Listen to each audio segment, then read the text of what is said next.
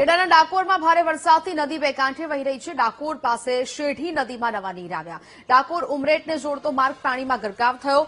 જૂના પુલ પર હજુ પણ નદીના પાણી યથાવત છે।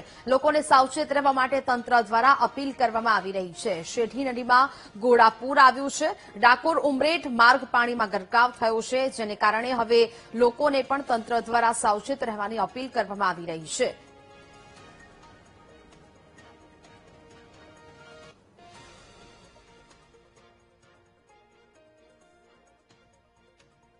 ખેડા જિલ્લાના સુપ્રસિદ્ધ યાત્રાધામ ડાકોર પાસેથી પસાર થતી શેઢી નદીમાં નવા નીર આવ્યા છે।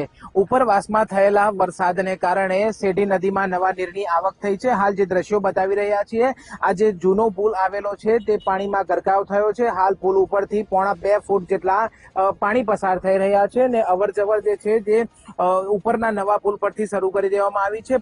સ્થાનિક તંત્ર દ્વારા આ જે જૂના પુલ પરથી અવરજવર સદંતર બંધ કરી દેવામાં આવી છે। પોલીસ દ્વારા જે આ પુલની બંને બાજુ બેરિકેડિંગ કરવામાં આવે છે ને ઉપરવાસમાં જે વરસાદ વરસ્યો હતો તેને લઈને આ જે શેઢી નદીમાં નવા નીરની આવક થઈ છે ને જેને લઈને આ રસ્તા પર હાલના તબક્કે અવરજવર સદંતર માટે બંધ કરી દેવામાં આવી છે। Nikhil Bhoi, VTV news, Dakor.